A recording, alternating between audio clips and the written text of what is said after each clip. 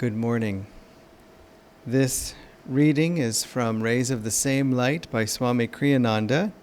The title of this reading is Karma and Soul Release. Truth is one and eternal. Realize oneness with it and your deathless self within. The following commentary is based on the teachings of Paramhansa Yogananda. This passage is from the 4th chapter of the Bhagavad Gita.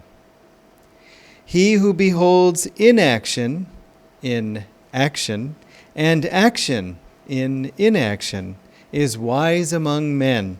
He is one with the Spirit. He has attained the true goal of action, perfect freedom. This most important teaching on the law of karma concerns the problem of how to get off the wheel of rebirth, as Buddha described it, and achieve freedom in the infinite. Karma means, quite simply, action. If action binds us to the wheel of rebirth, one might ask if the way to get off that wheel is not to stop acting. Freedom, however, as the Bhagavad Gita explains in many passages, lies not in refraining from action, but in acting with a sense of inner freedom.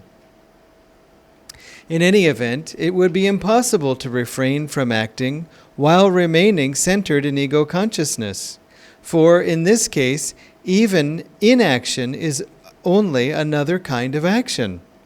Once thoughts and feelings continue, suppression builds up inner pressure to the point where at last it may cause an explosion. Even the thought, "I am not acting," is a kind of action. Energy, whether kinetic or potential, is always energy. Then, what about the state of coma? Even in this case, the ego clings tenaciously to the body. Nor is suicide an escape, for physical death is survived by the ego. Its rejection of earthly existence, moreover, is also a form of action, one, moreover, that will require additional hard work to expiate. The Bhagavad Gita repeatedly counsels man to act joyfully, without attachment. Western critics who speak of Hinduism as a passive religion greatly misunderstand this central point in the Hindu teachings.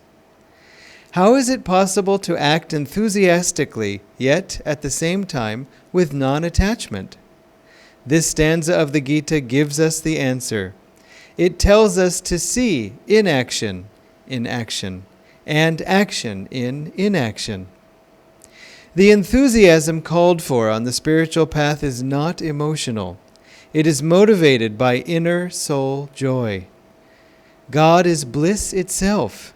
At the same time, active as He is in the ever-changing universe, He remains forever changeless and unaffected. Although dwelling in everything, He yet is never of anything. Divine inaction lies at the heart of every action in the universe. To see inaction in action can be understood in a personal as well as in an abstract sense. The yogi sees activity as merely manifesting itself through him. He never sees himself as the doer. He also sees all movement in the universe as proceeding from the heart of eternal stillness. Movement itself, he realizes, is an illusion. Everything is but a dream in the forever unmoving consciousness of the infinite. There's a big gap. Do I continue reading? The worldly to see the opposite, action in inaction, can be understood on two levels also. First, it means to recognize in outward activity a form of activity. Second, it means to realize that effective action springs from a center of stillness. The worldly person identifies productive activity with a flurry of outward movement. Actually, however, the most creative contributions in history have always proceeded from inner calmness. Great deeds are never done by those who run about restlessly in circles. Worldly people have difficulty accepting meditation as a constructive activity. The yogi, however, sees meditation as the highest activity of all. It frees the mind from useless attachments and directs it away from useless pursuits. The yogi, filled with the bliss of inner communion with God, does everything in a spirit of freedom. Any karmas that he initiates accrue, then, to the welfare of others. They have no further binding effect on himself. The Epistle of St. Paul to the Galatians contains this oft-quoted statement. This is from the Bible now, and an epistle is a letter that St. Paul wrote. Be not deceived, God is not mocked. For whatsoever a man soweth, that shall he also reap. Whatever a man plants, that's also what he will harvest. In Autobiography of a Yogi, Paramhansa Yogananda tells a story from the life of the Benares saint, Nayaswami. A skeptic once determined to expose Trilanga as a charlatan, a faker. A large bucket of calcium lime mixture used in whitewashing walls was placed before the Swami. Master, the materialist said in mock reverence, I have brought you some clabbered milk. Please drink it. Trilanga unhesitatingly drained to the last drop the containerful of burning lime. In a few minutes, the evildoer fell on the ground in ecstasy. Oh, I misread that. In a few minutes, the evildoer fell on the ground in agony. Help, Swami, help, he cried. I'm on fire. Forgive my wicked test. The great yogi broke his habitual silence. Scoffer, he said, you did not realize when you offered me poison that my life is one with your own. Except for my knowledge that God is present in my stomach, as in every atom of creation, the lime would have killed me. Now that you know the divine meaning of boomerang, never again play tricks on anyone. The well-purged sinner, healed by Trilanga's words, slunk feebly away. Yogananda goes on to say, the reversal of pain was not due to any volition of the master, but came about through unerring application of the law of justice, which upholds creation's farthest swinging orb.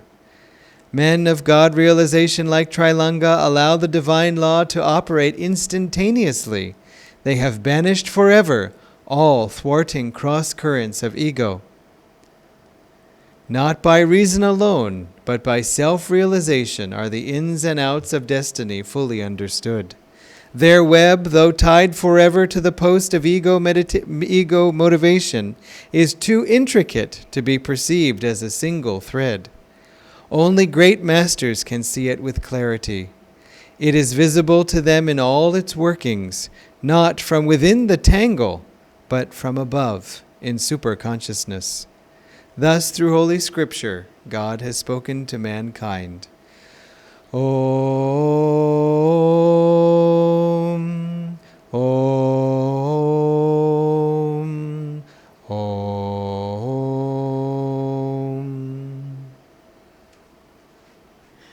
Hello, everyone. Welcome. Last week the theme was on reincarnation, and this week is the theme of karma. And the two go hand in hand, as we all know.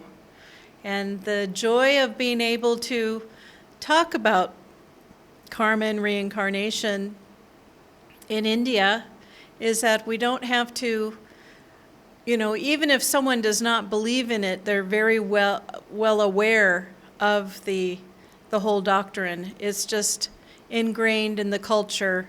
And I remember when I first thought about reincarnation, thought about karma, I was quite young, and it just made sense. No doubt we've been born in so many lives in cultures that believe in it or don't believe in it. It's someplace deeply ingrained in us, that belief there. And it's so based in truth. I'm not going to argue for or against today. I'm just going to assume we all know about it on some other level. So the essence of this reading is just so beautiful. Swamiji writes about action, action from inaction, and inaction from action. And, it's a little confusing because it's going back and forth, action and inaction, inaction and action. It's a bit confusing.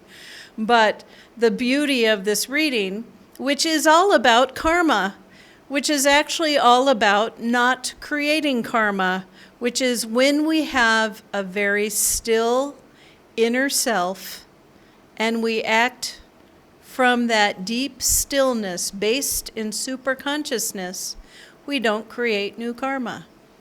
It's as simple as that. And this is where we're all headed. Those who are practicing Kriya Yoga and the techniques of this path, this is where we're headed.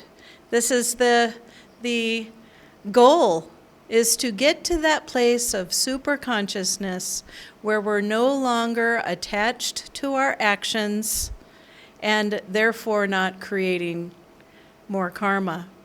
Then there's the other of action coming from of inaction coming from action, meaning there's such a flurry of action happening from an uncentered self, it results in basically not meaning much anyway. It's just frivolously being active and comes out to zero ultimately, because we've got the plus karma and the minus karma that happens, and the sum is zero ultimately. But rather than creating the plus and the minus karmas, let's go for the zero karma. I think that's the one I'm going to vote for. And so how do we get to this state? I was teaching a class yesterday on intuition, and someone said, so how do we become super conscious? What is that actually? And this is a term that Master used, and obviously Swamiji therefore used quite a bit. There's a very nice book called Awaken to Super Consciousness, which is just, Swamiji wrote a book on meditation, its benefits, and attaining super consciousness. And I highly recommend you read that book. It's just so well done, and it's just he wrote it in just a different perspective than the way we normally learn our meditation in level 1, 2, 3, and 4. It's just a slightly different perspective. And so this superconsciousness state is something that once we feel it in meditation or outside of meditation, either way, you won't forget it soon. And you won't need to say, is this super consciousness?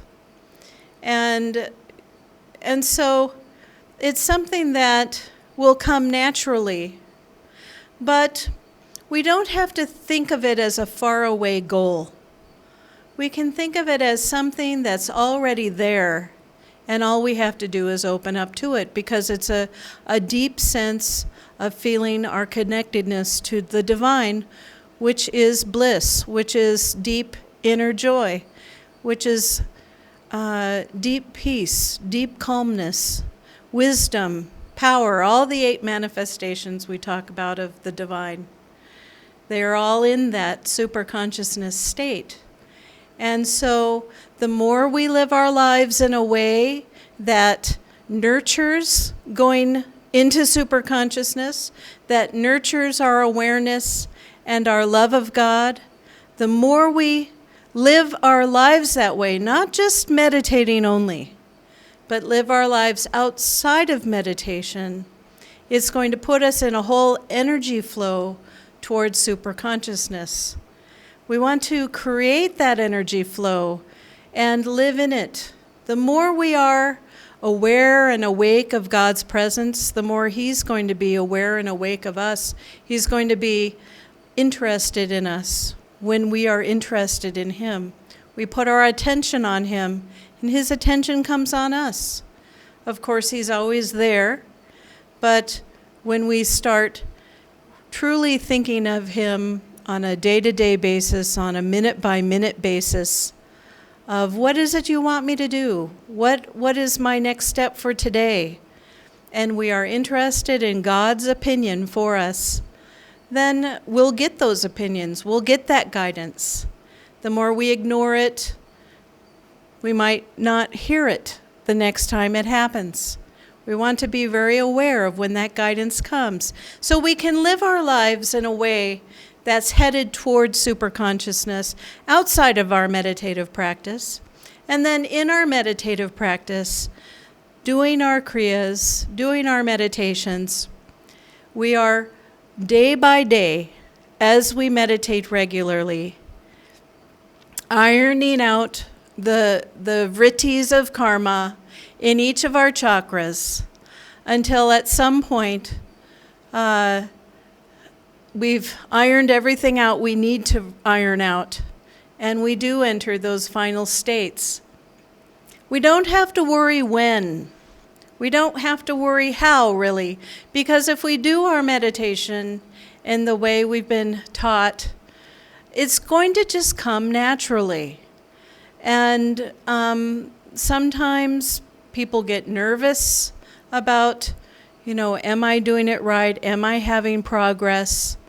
But if we really do focus on divine qualities and living in divine qualities, and in our meditation, not just doing meditation, just, okay, I've done my hangsa, I've done my kriya, I've done my om, and now I'm sitting in the silence, in my silence. How are we going to get anywhere? We must include that devotion. We must include really cultivating the different 8 aspects of God in our lives, cultivating all of those aspects of calmness and peace, joy, love, power, wisdom. Did I forget one of them? Probably. Light and sound. We have our Om technique to bring that sound of Om. So we have everything we need. Everything we need we have. And we think, oh, well, there must be more because I'm not there yet. But think of where we are now as a subset of where we want to be. A subset is just a small representation of the big place we want to be. And so we're not outside of the big place, we're just a smaller part of that big place. And sooner or later we are going to get there. Now, if no karma is created from being in superconsciousness from our center, then we can say that when we are restless, when we are uncentered, when we are impulsive, then we are creating karma. That's the other thing we want to do, is get out of the impulsiveness. We want to create calmness as often as possible in the heart and reduce our impulsiveness. Swamiji talks a lot about anger and getting over anger. Anger comes from impulsiveness. It comes from we're typing the email and we decide to press send out of impulse, and then the next day we're sorry we pressed send. And so it always turns out that way when we've done that out of impulse, and wish we could erase what we've done, but we've done it, and we did it from that impulse. So Swamiji says, instead we need to come from an attitude of what is trying to happen, not what I want to happen. He said, the universe is going to do what it's going to do. We don't have to get involved and attached in what's happening in that way. It doesn't mean we become numb or not care or depressed or anything like that. Instead, we become very aware of our actions. We become very aware of our motivations. We notice when we've reacted. We notice and try and change. And we learn from what we've been doing. We learn that after enough times of impulsive pressing send on the email, you learn, wait 24 hours and then don't press send anyway. But just wait. That the master said impulsiveness is the enemy of the spiritual path.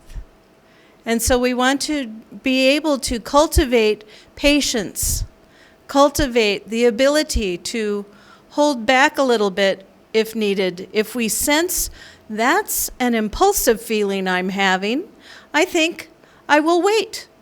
That's impulsive. I think I will hold back for a moment until I've calmed down. And you know it's impulsive especially because the heart will flutter a bit.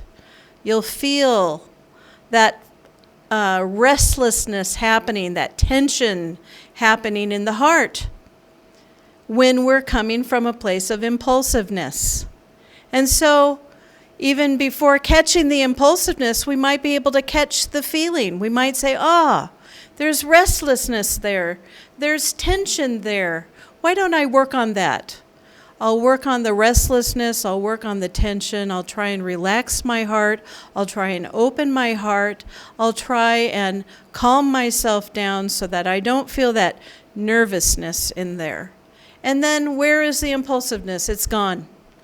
We've fought the impulsiveness. We've nurtured the calmness, and poof, the impulsiveness is gone. It just took those extra few seconds to decide not to act on it.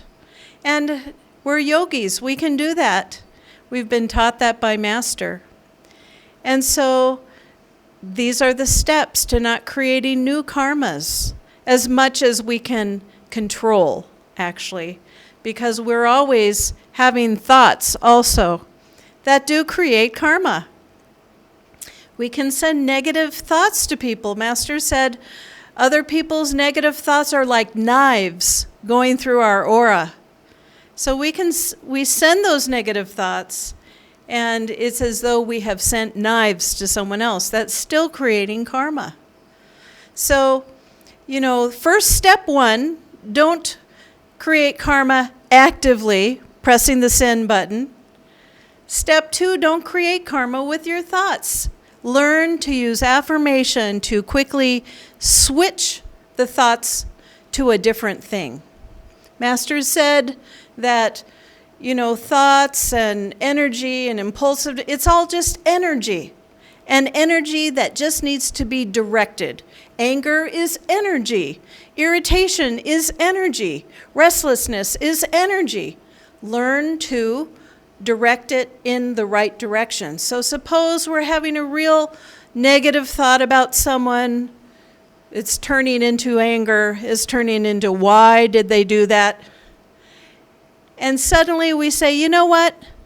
Every time I do this, I'm going to instead use an affirmation. Maybe it's the peace and harmony prayer. Lord, fill them with peace and harmony, peace and harmony. Lord, fill them with peace and harmony, peace and harmony. Lord, fill them with peace and harmony, peace and harmony. 12 times. Then yourself, Lord, fill me with peace and harmony, peace and harmony. 3 times. It's a wonderful way to get out of those angry feelings about someone else. It doesn't mean you don't do something about something. It just means you take that extra moment to not do something. Take that extra moment to not act. Take that extra moment to get to that inner center place of inaction. That center place that truly loves all beings. Inside each one of us, we have that God aspect in us that loves everyone. We have that God aspect in us that feels deep, deep soul joy. We have that God aspect inside of us that wants to do well, that wants to behave in our highest way. That's all inside of us. And we may be fighting with like the devil on one shoulder and an angel on the other shoulder, but the angel is going to win. We're headed in that direction. So we can do it. That's what we need to tell ourselves. We can do it. We can live our lives affirming a superconsciousness state of consciousness, state of mind.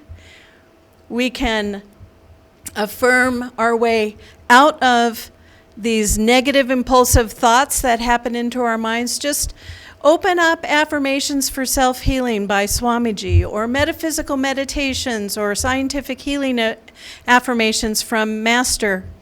And just choose an affirmation that you're going to use for different situations even. And write them down and have them available.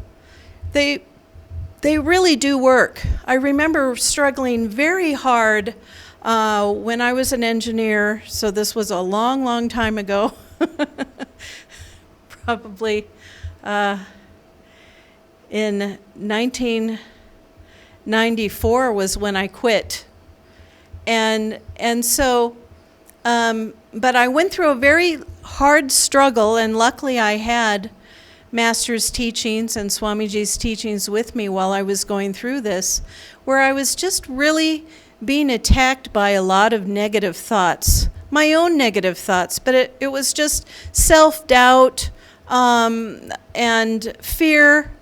And, there were, I think at the time, there were some layoffs happening at work. And so unhappy thoughts all around. It was a strange place where I worked, where the management was not that enlightened. So anyway, there were environmental conditions, but most of all, it was inside of my own mind. I was really struggling, and I decided I am just going to go all in with affirmations. And so every time there was a thought that I knew was not good for me, I immediately went into affirmation. And I did this diligently. And it really, really worked. It brought me to a place of peace that I had never known at that time. And so I highly recommend using it as best you can, as often as you can, to really get out of those thoughts. Think about how short life is, and think about how often we have negative thoughts. It's a large portion of our thought process that many of the thoughts can be negative. Why not now shift those around? They're creating karma. Why not shift it around? That's something we can do. It's just inside of us. We have all the ability to change our thoughts inside of us. No one's telling us what to think. No one's saying, you should be thinking this negative thought, and you should. Now, someone might be attacking us psychically and sending negative knives at us, but still we have the ability also to protect ourselves and to also not buy into someone else's belief about us. But it's all inside here. It's all in the head. And if we can conquer this, if we can conquer those thoughts, that negativity inside, then we have a much bigger chance of reaching superconsciousness much sooner. Because then what?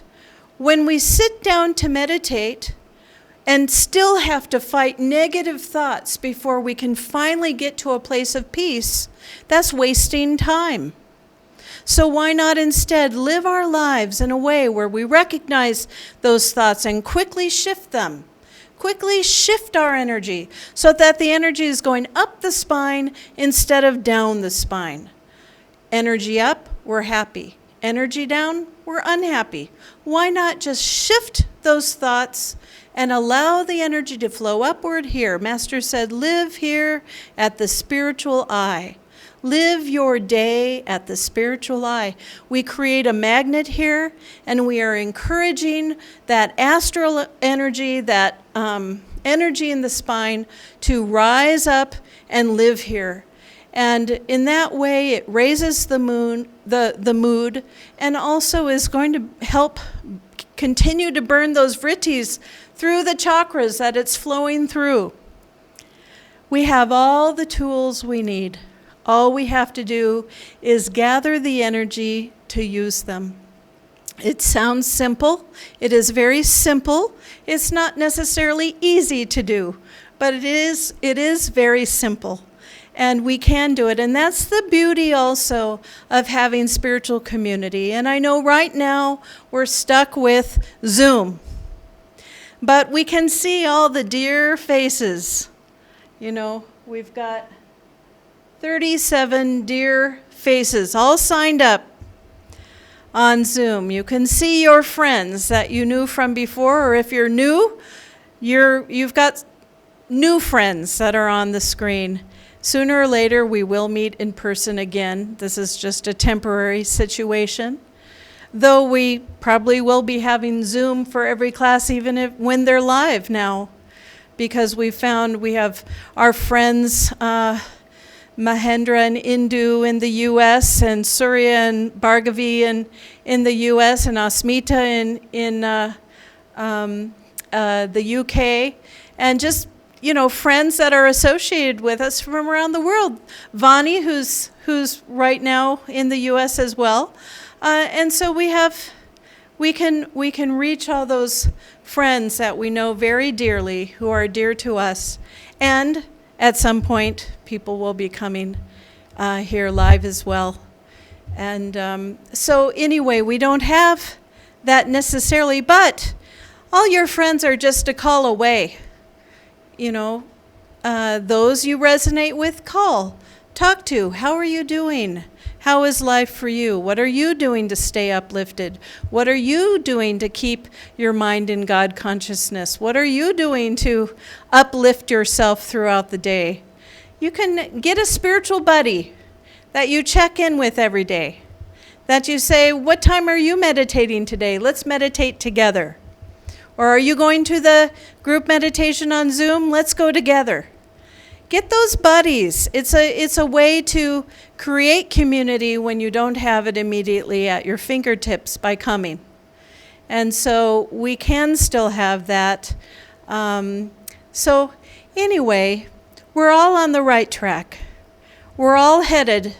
Master said, really, we don't have a lot of free will.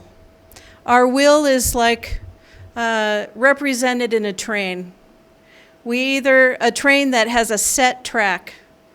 And we can either be in the front of the train or the back of the train. But we're still headed in that direction, no matter what we're doing. Maybe some of us have a train that looks more like a roller coaster, but still the destination is the same. The destination is God.